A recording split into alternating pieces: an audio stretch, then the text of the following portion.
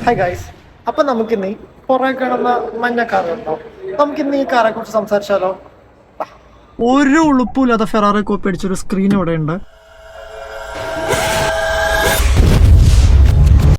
ഈ കാണുന്ന മഞ്ഞ കാറിനെ കുറിച്ച് സംസാരിക്കുന്നതിന് മുമ്പ് നമുക്ക് ബേസിക് ആയിട്ടുള്ള കുറച്ച് കാര്യങ്ങൾ നോക്കിയാലോ. അതെ, ലാംബോർഗിനി എന്ന് പറയുന്ന ബ്രാൻഡ് മോസ്റ്റ്ലി 3 തരം എഞ്ചിൻസാണ് പ്രൊഡ്യൂസ് ചെയ്തുകൊണ്ടിരിക്കുന്നത്. ഒന്ന് V8, V10, V12. അപ്പോൾ നമുക്ക് എല്ലാവർക്കും കേൾക്കുമ്പോൾ തന്നെ അറിയാൻ പറ്റും V12 ആണ് ഹൈ പെർഫോമൻസ് പ്രൊഡ്യൂസ് ചെയ്യുന്ന ഒരു എഞ്ചിൻ എന്ന്. V12 ലൈനപ്പിൽ ലാംബോർഗിനി ഒത്തിരി കാർ പ്രൊഡ്യൂസ് ചെയ്തിട്ടുണ്ടെങ്കിലും നല്ല ഫാൻ ബേസ് കിട്ടിയ ഒരു കാറിന്റെ മോഡലാണ് അവന്റഡോർ എന്ന് പറയുന്ന ഒരു സീരീസ്. അപ്പം അവന്റഡോറിന് റീപ്ലേസ്മെന്റ് ആയിട്ട് കുറച്ച് അപ്ഗ്രേഡ്സും കുറച്ച് അപ്ഡേറ്റ്സും കൊണ്ടുവന്നിട്ട് കുറച്ചുകൂടെ സ്റ്റൈലിഷ് ആയിട്ട് എൻറ്റയർ ലുക്ക് തന്നെ മാറ്റിയിട്ട് ലാംബോർഗിനി ഇറക്കിയ പുതിയൊരു കാറാണ് നമ്മുടെ മുമ്പിൽ കാണുന്ന ലാംബോർഗിനി റിവോൾട്ടോ.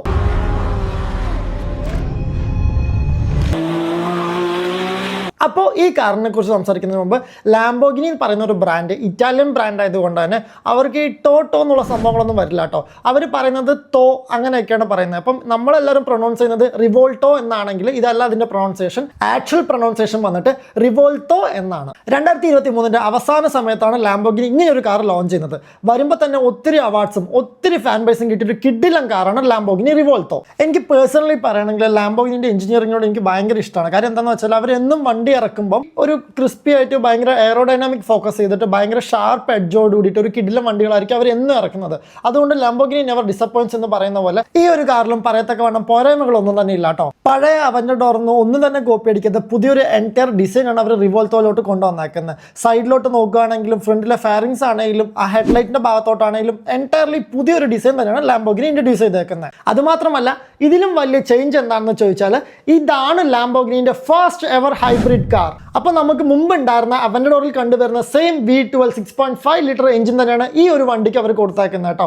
പിന്നെ ഈ എഞ്ചിൻ സൈഡിൽ വന്ന മേജർ ചേഞ്ച് എന്തൊക്കെയാണെന്ന് ചോദിച്ചാൽ ഞാൻ മുമ്പ് പറഞ്ഞ പോലെ വണ്ടി ഒരു ഹൈബ്രിഡ് വണ്ടിയാണ്. അതുകൊണ്ട് ഇതിൽ 4 ഇലക്ട്രിക് മോട്ടോഴ്സ് ഉണ്ട് കേട്ടോ. അപ്പോൾ ഈ 4 ഇലക്ട്രിക് മോട്ടോഴ്സും നമ്മുടെ V12 എഞ്ചിനും കൂടെ ചേർന്ന് പ്രൊഡ്യൂസ് ചെയ്യുന്ന പവർ എന്താണെന്ന് ചോദിച്ചാൽ 1001 HP-യും 725 Nm ടോർക്കുമാണ് ഈ ഒരു V12 എഞ്ചിനിൽ നിന്ന് പ്രൊഡ്യൂസ് ചെയ്യുന്ന പവർ കേട്ടോ. നമുക്ക് ഈ ഒരു വണ്ടിയിൽ ത്രൂ ഔട്ട് ദ വണ്ടി ഒരു ഹെക്സഗണൽ ഷേപ്പും കുറേ വൈ ഷേപ്പ് എലമെന്റ്സും കാണാൻ പറ്റും. അത് എന്തുകൊണ്ടെന്ന് ചോദിച്ചാൽ ഈ ഒരു വണ്ടിയിൽ മാത്രമല്ല അവർ ഏതൊരു വണ്ടി ആയിക്കോട്ടെ അവർ പ്രൊഡ്യൂസ് ചെയ്യുന്ന ഏതൊരു വണ്ടിയിലും ത്രൂ ഔട്ട് ദ വണ്ടി ഒരു ഹെക്സഗണൽ ഷേപ്പും ഒരു കുറേ വൈ ഷേപ്പ് സ്ട്രക്ചേഴ്സും കാണാൻ പറ്റും. അതിപ്പോൾ ഒരു എക്സോസ്റ്റ് ആയിക്കോട്ടെ, ഒരു സ്റ്റിയറിംഗ് ബാസ് ആയിക്കോട്ടെ, എന്താണെങ്കിലും ഈവൻ ഒരു സ്ക്രൂസ് ആണെങ്കിൽ പോലും ഒരു മൈന്യൂട്ട് ആയിട്ടുള്ള സ്ക്രൂസിലാണെങ്കിൽ പോലും അവരൊരു ഹെക്സഗണൽ ഷേപ്സ് കൊണ്ടുവരും. കാര്യം എന്താണെന്ന് ചോദിച്ചാൽ അത് അവരുടെ ഒരു ട്രേഡ് മാർക്കായിട്ടാണ് അവർ കൺസിഡർ ചെയ്യുന്നത്. അതൊരു ഹിസ്റ്ററിൻ്റെ ഭാഗമായിട്ട് അവർ ആ ഒരു ഷേപ്പിൽ തന്നെയാണ് അവരുടെ എല്ലാ വണ്ടിയും ഈവൻ അവരുടെ വെബ്സൈറ്റ് ആണെങ്കിൽ പോലും അവരുടെ വണ്ടിക്ക് കൊടുക്കുന്ന പുതിയൊരു ഡിസൈൻ ആണെങ്കിൽ പോലും അവരൊരു ഹെക്സഗണൽ ഷേപ്പിലോട്ടായിരിക്കും കൊടുക്കുന്നത്. ഒരു ഹണികോം നെറ്റ് പോലെ ത്രൂ ഔട്ട് ദ വണ്ടിയിൽ പടർന്ന് കിടക്കുന്ന ഈ ഒരു ഹെക്സഗണൽ ഷേപ്പ് നമുക്ക് ഈ ഒരു വണ്ടിയിലും കാണാൻ പറ്റും കേട്ടോ. എല്ലാ വണ്ടികളിലും ഉണ്ട്. അതുപോലെ തന്നെ ഈ ഒരു വണ്ടിയിലും അതൊരു ട്രേഡ് മാർക്കായിട്ട് കൊണ്ടുവന്നിട്ടുണ്ട്. അപ്പോൾ ഇപ്പം നമ്മൾ കണ്ടതാണ് ലാംബോർഗിനി റിവോൾട്ടോൻ്റെ ഒരു ഓവറോൾ വ്യൂ എന്ന് പറയുന്നത്. അപ്പോൾ നമുക്കിനി അടുത്തത് ഇന്റീരിയറിലോട്ട് കിടക്കാം കേട്ടോ.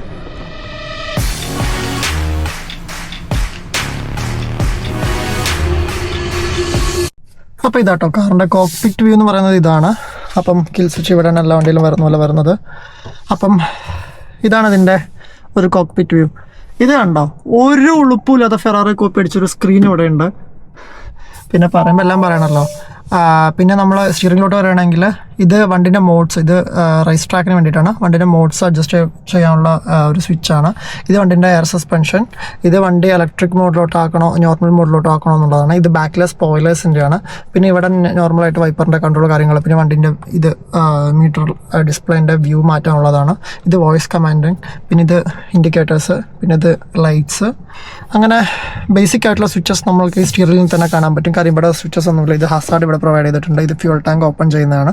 പിന്നെ reverse parking, manual mode, auto mode, അങ്ങനത്തെ ഇത് പുറകിൽ വരുന്ന ഈ ഒരു ലിവറാണ് ഇതിൻ്റെ പാഡൽ ഷിഫ്റ്റിംഗ്. അതായത് ഓട്ടോമാറ്റിക്കിലാണെങ്കിൽ ഇത് ഓട്ടോമാറ്റിക് വണ്ടിയാണ്. പാഡൽ ഷിഫ്റ്റ് ചെയ്തിട്ട് റേസ് ട്രാക്കിലൊക്കെ യൂസ് ചെയ്യുമ്പം ഇത് പാഡൽ ഷിഫ്റ്റിംഗ്. ഇത് ഗിയർ അപ്പ്, ഇത് ഗിയർ ഡൗൺ. ഇത് രണ്ടും കൂടെ ഒരുമിച്ച് ടാപ്പ് ചെയ്ത് കഴിഞ്ഞാൽ ന്യൂട്രൽ.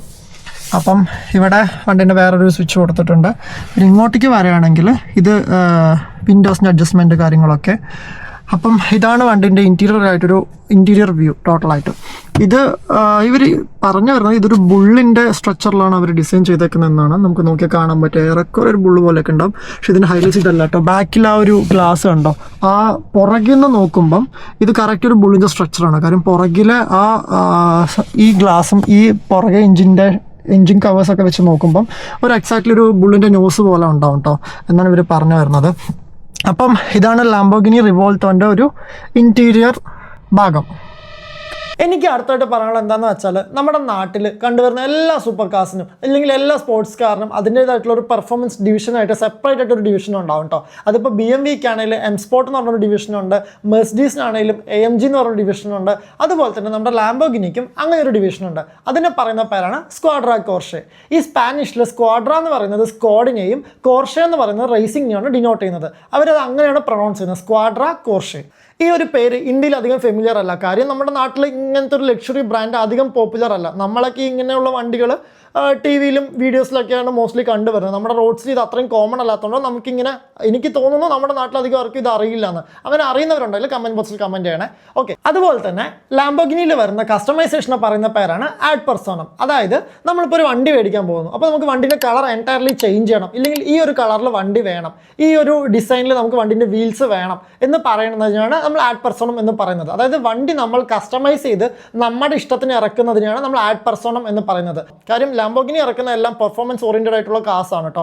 അതിൽ നിന്നും കുറച്ചുകൂടെ കസ്റ്റമൈസ് ചെയ്ത് ഇറക്കുന്ന ഒരു ഇതിനെയാണ് നമ്മൾ ആഡ് പെർസോണം എന്ന് പറയുന്നത്. അതായത് ഇപ്പോൾ നമ്മളൊരു കാർ മേടിക്കാൻ പോവുകയാണ്, അപ്പോൾ ആ കാറിൻ്റെ അലോയ് വീൽസ് നമുക്ക് ഇഷ്ടമുള്ള രീതിയിൽ നമുക്ക് വേറൊരു ഡിസൈനിലോട്ട് മാറ്റണം എന്നാണെങ്കിൽ നമ്മളത് കസ്റ്റമൈസ് ചെയ്ത് പെർഫോമൻസ് വേരിയൻറ്റിലോട്ട് മാറ്റിയിട്ട് കസ്റ്റമൈസ് ചെയ്ത് ഇറക്കുന്നു.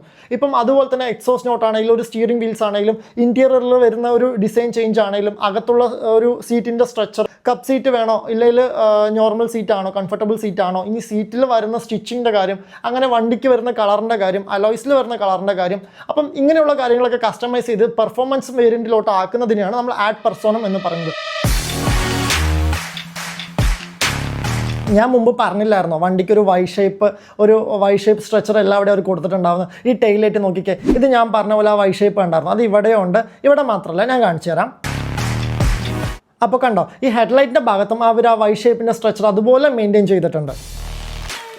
അപ്പോൾ ഇതുപോലുള്ള എക്സ്ക്ലൂസീവ് ആയിട്ടുള്ള കാർസിൻ്റെയും ബൈക്സിൻ്റെയും വീഡിയോ ഇനി നമ്മുടെ ചാനലിൽ വരുന്നതാണ്. അപ്പം എന്തെങ്കിലും മിസ്റ്റേക്സ് ഉണ്ടെങ്കിൽ നമ്മൾ കമൻറ്റ് ബോക്സിൽ പറയാം. നമ്മൾ അടുത്ത വ്ളോഗിൽ അത് സെറ്റപ്പ് ചെയ്ത് എടുക്കുന്നതാണ്. അപ്പം ഇനിയും നല്ലൊരു വീഡിയോ ആയിട്ട് വരുന്നവരെ സ്റ്റേ ട്യൂൺഡ്.